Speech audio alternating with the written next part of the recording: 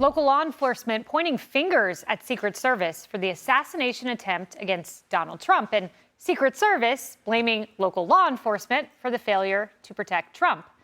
Now, in a rare bipartisan unanimous vote, that's right, unanimous, the House has authorized a task force to get to the bottom of all of this. It's time to get all of these people into one room and give the American people answers. Hello, everyone. This is Outnumbered. I'm Kayleigh McEnany, here with my co-host, Emily Campagno. Also joining us, Fox & Friends co-host, Ainsley Earhardt, Fox Business anchor and host of American Dream Home, Cheryl Casoni, and host of Making Money on Fox Business, Charles Payne. Well, Pennsylvania law enforcement officers are pushing back against the Secret Service after yesterday's intense Senate hearing on the Trump shooting investigation. Acting Secret Service Director Ronald Rowe revealed his agency assumed the roof that the gunman fired upon would be covered. Seconds, if it's communicated directly to a counter sniper team, would that be enough time to react prior to the firing of those shots? Senator, if we'd had that information, they would have been able to address it more quickly. It appears that that information was stuck or siloed in that state and local channel. Were explicit instructions provided to cover the roof of the AGR building and locals just not follow it, or were those explicit instructions not provided? It's my understanding what was communicated is that the locals had a plan and that they had been there before. We are looking at this, and they should have been on that roof, and the fact that they were in the building is something that I'm still trying to understand. The locals had a plan. Well, the plan did not work. While lawmakers on Capitol Hill are furious no one has been fired over the numerous security failures at the Butler rally. What more do you need to investigate to know that there were critical enough failures that some individuals ought to be held accountable?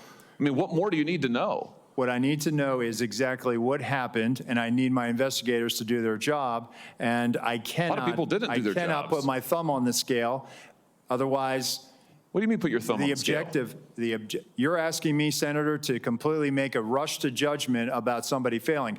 I acknowledge this was a failure of the Secret Service. Is it not prima facie that somebody has failed? A former president was shot. Sir, this could have been our Texas school book depository. I have lost sleep over that for the last 17 days, then just like you have. Somebody to hold them accountable. I will tell you, Senator, that I will not rush to judgment, that people will be held accountable, and I will do so with integrity and not rush to judgment and put people unfairly persecuted.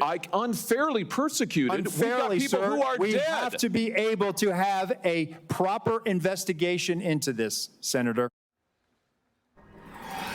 CB Cotton live in Butler, Pennsylvania with the latest on the investigation. CB.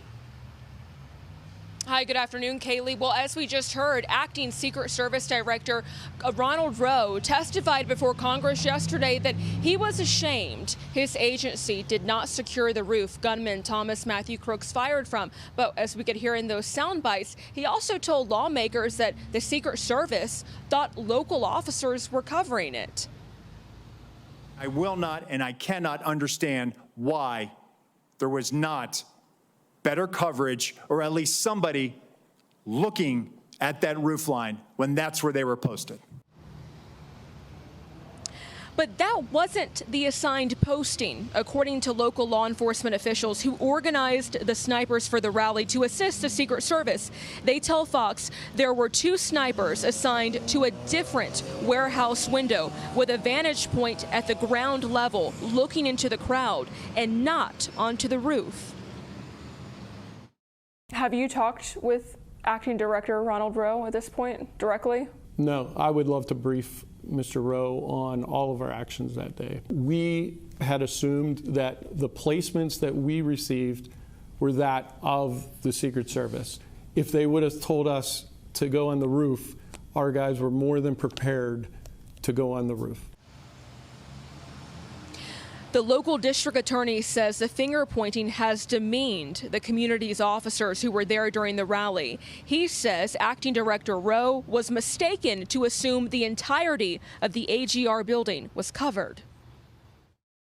This AGR building was made up of, I want to say, 5 or 6 different buildings. They were all connected. So, you know, when there was only 2 snipers in this entire 6-building complex. To think that that building was covered by 2 snipers whose orders were to look inward towards the secured area, I don't see how that's accurate.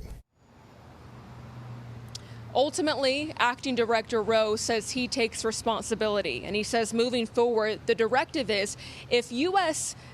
Secret Service counter snipers are on roofs, local counter snipers need to be as well. He says they're going to be much more direct with their local law enforcement partners moving forward.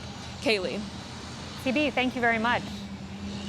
You know, Ainsley, as I watch all of this and I see the finger pointing, I immediately think of this 13-person task force on Capitol Hill.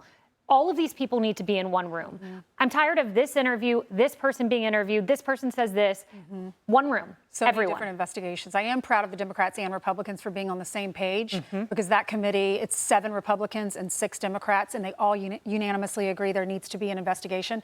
But I think the Secret Service is passing the buck. Hands down, period, paragraph, the Secret Service has to protect the president. And there's so many unanswered questions. Why is it taking so long? Why wasn't that roof covered? Why did the shooter, why was he able to go get the ladder at Home Depot that morning, come to the scene, realize, I guess he didn't need the ladder, he saw the HVAC. How did he know that that roof was not going to be covered?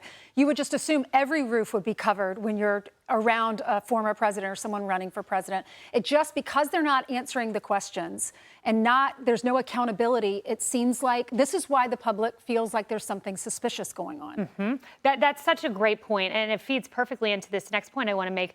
You know, Emily, I was on with you 2 weeks ago, and at the time, a senior law enforcement official told me 2 things. The counter sniper had a narrow view of the front and the top of the shooter's head, and he took an unbelievable shot.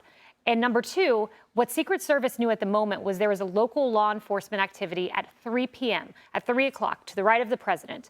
And here's what we learned yesterday. Let's listen. This view is a reenactment by one of my agents. Laying flat.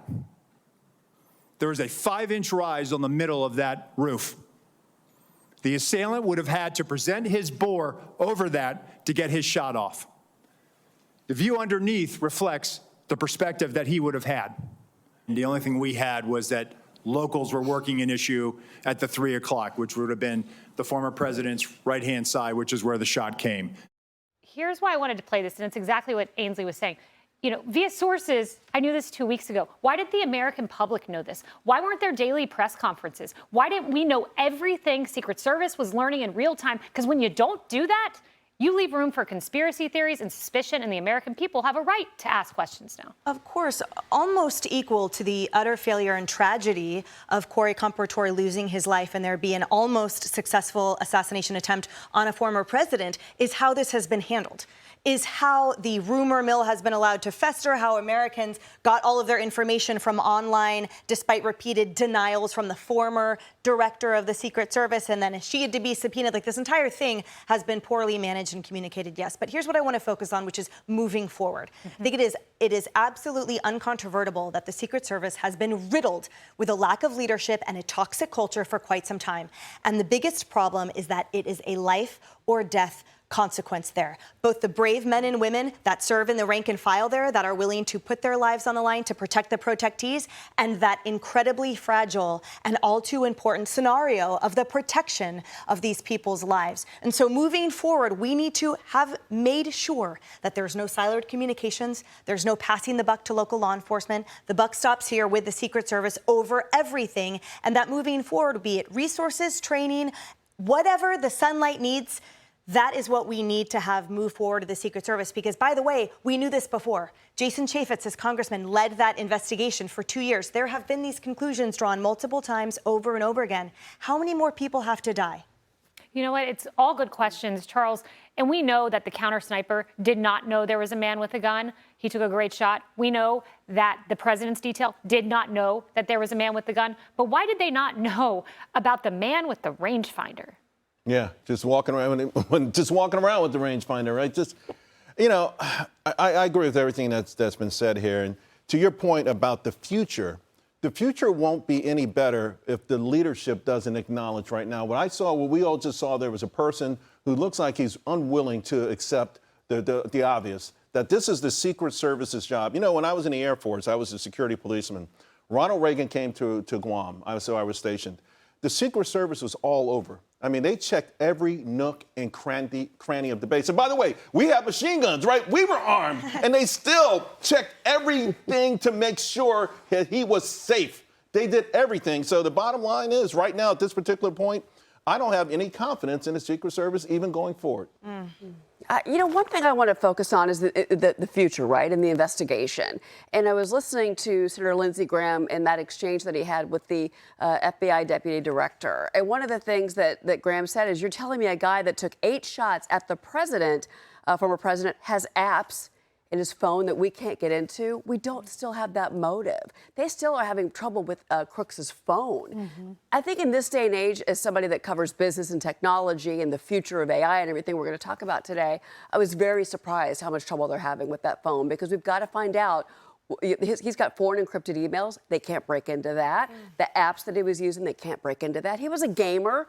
All of that is evidence that they can use to find out why, so that this doesn't happen again. And the other issue, too, here is if there are other bad actors out there on our soil already, which is possible, that will be influenced by a foreign government, by Iran, by China, that person is out there, and we don't have the surveillance tools that we need as a government. That's on the FBI side. And I do say there's been some great I do have a lot of respect for the Secret Service. Absolutely. And I hope that they get through this, because we need them. Absolutely. And President Trump has been exceedingly clear. Yeah. President Trump has said, those who jumped on me, those were heroes this day, praising the men and women who threw their bodies on him. So but if you see someone suspicious, please don't let the president get on stage. Bingo. Bingo. Delay it. And we heard yesterday, man with a weapon keeps the president off stage. Well, man with a rangefinder should keep the president off stage, too. Hey everyone, I'm Emily Campagno. Catch me and my co-hosts Harris Faulkner and Kaylee McEnany on Outnumbered every weekday at 12 p.m. Eastern, or set your DVR. Also, don't forget to subscribe to the Fox News YouTube page for daily highlights.